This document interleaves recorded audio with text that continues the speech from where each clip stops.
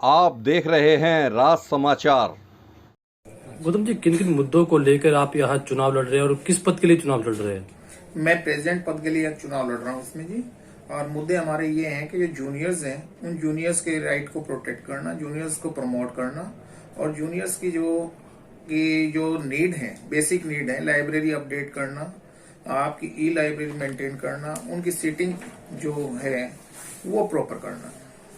किस तरह की व्यवस्था आपके यहाँ बार एसोसिएशन में है और अगर आप जीतते हैं तो किस तरह की चेंजिंग यहाँ पे देखने को मिलेगी? चेंजिंग तो ऐसा है कि जो कुछ इश्यूज हैं उन इश्यूज को प्रॉपर उसमें सिस्टम में लेके आना हमारा जो मेन वो रहेगा, ऑब्जेक्ट रहेगा इस इलेक्शन के बाद।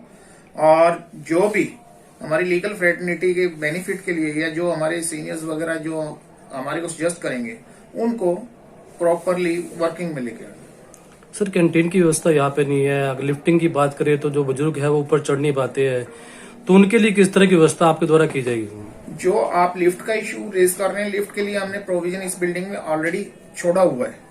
और लिफ्ट के लिए जो फंड्स वगैरह के लिए हम कोशिश करेंगे, क्योंकि हम किसी पॉलिटिकल उस पार्टी जैसे कोई पॉलिटिशियंस हैं उनसे वो करके और हम इसमें फंड्स को इसके अंदर यूटिलाइज करके, क्योंकि मिनिमम 10 से 15 लाख रुपए के एक्सपेंसेस हैं लिफ्ट के लिए, तो हमें पहले फंड्स अरेंज करके और फिर हम लिफ्ट की व्यवस्था करने का पूरा प्रयास करेंगे इसमें।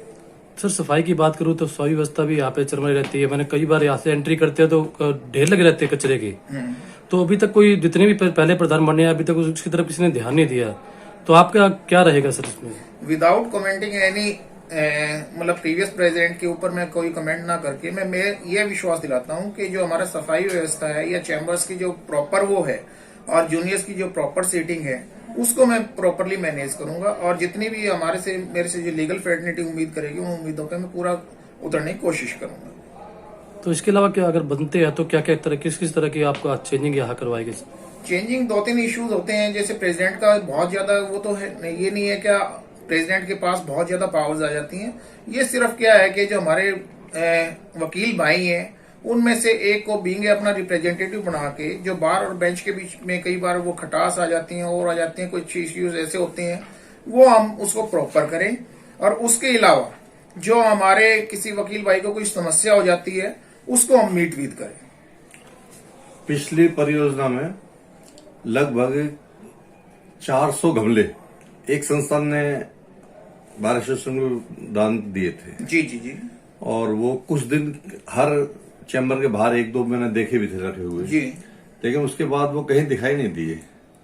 देखिए तो ये जो है जिस तरह हरियाली है या थोड़ा सा अच्छा लगता है चैम्बरों में आसपास में रखा हुआ, तो इसके बारे में बताओ कि वो जो गमले आए थे वो कहाँ गए सारे? देखिए, मैं इस बारे के में अभी आपको कुछ भी ना मैं कमेंट कर सकता ना कुछ और कर सकता। जो गमले का इशू है वो गमले का इशू बहुत बड़ा इशू नहीं है, वो आपकी जो सफाई व्यवस्था के बारे में है ना, सुंदरता का विषय है, वो उसी में कंटिन्यू होगा। जो मैं सफाई व्यवस्था की जो मैं बात कर रहा हूँ उसी के अंदर कंटिन्यू होगा।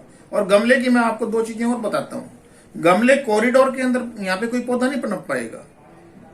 आज जो आपका इशू है कि 400 गमले कॉरिडोर के अंदर, कौन सा ऐसा पौधा है कि जो अंधेरे के अंदर जहाँ पे प्रॉपर ऑक्सीजन ना मिले वहां पे वो पौधा पनप जाएगा? फिर उनको कहीं ऐसी जगह रखवाते हाँ, हैं। वो हम कोशिश संस्था ने तो काफी लंबा चौड़ा खर्च करा था उसके ऊपर। हमने बहुत बड़ी खबर लगाई थी उसकी। जी जी जी। और यहाँ पर जो ना, मैं प्रधान जी का नाम तो नहीं लूंगा, लेकिन उन्होंने उस टाइम पे बड़े बड़े वायदे करे थे कि जी ऐसा नहीं, हम ऐसा करेंगे वैसा करेंगे, लेकिन ऐसा कुछ हुआ नहीं। देखिए जी, मैं ग्रीनरी से रिगार्डिंग आपको ये कहूंगा कि जैसे एक तो हमारे जो इशू हैं वो कॉरिडोर के अंदर कोई पौधा नहीं पनप पाएगा। आज मैं आपको कुछ कहता हूं तो वो सारी बेमानी बातें हैं, क्योंकि आप सभी जानते हैं कि जो पौधा है उसको ऑक्सीजन भी चाहिए, उसको धूप भी चाहिए। वो जो ग्रीनरी से रिगार्डिंग है, हमारे जो कंपाउंड के चारों तरफ जो पौधे हैं उसको हम प्रॉपर करेंगे। और जो चैम्बर्स के अंदर जो इसका कॉरिडोर का इशू है इसको हम प्रॉपरली, अगर हम इसको नीट एंड क्लीन रखें वो सफिशिएंट है। और आपका इन भाई का जो क्वेश्चन था क्या कैंटीन के रिगार्डिंग, तो भगवान ने चाहे तो कैंटीन आपको, आप नेक्स्ट टाइम जब विजिट करेंगे तो कैंटीन आपको बड़ी प्रॉपर उसमें मिलेगी, जिसमें हम वकीलों की एक सेपरेट कैंटीन मेंटेन करने की सोच रहे हैं। चाहे वो हमारे जैसे अब सर्दियों के अंदर 3rd फ्लोर के ऊपर हो, या क्योंकि हमारे जो 3rd फ्लोर के ऊपर जितने भी जूनियर्स हमारे जो एडवोकेट भाई बैठे हैं उनकी चाय जब तक पहुंचती है वो ठंडी हो जाती है। कोई क्लाइंट आ गया, एक चाय बोलते हैं तो चाय वाला थर्ड फ्लोर पे एक चाय बेचते टाइम तकलीफ मानता है। तो इन सारी चीजों को हम कोशिश करेंगे कि बहुत अच्छी तरह हम इसको मीट विद करें। तो यहाँ पर कितने वकील हैं टोटल? यहाँ पे जो वकीलों की स्ट्रेंथ है वो अप्रोक्सीमेटली मोर देन 450 है।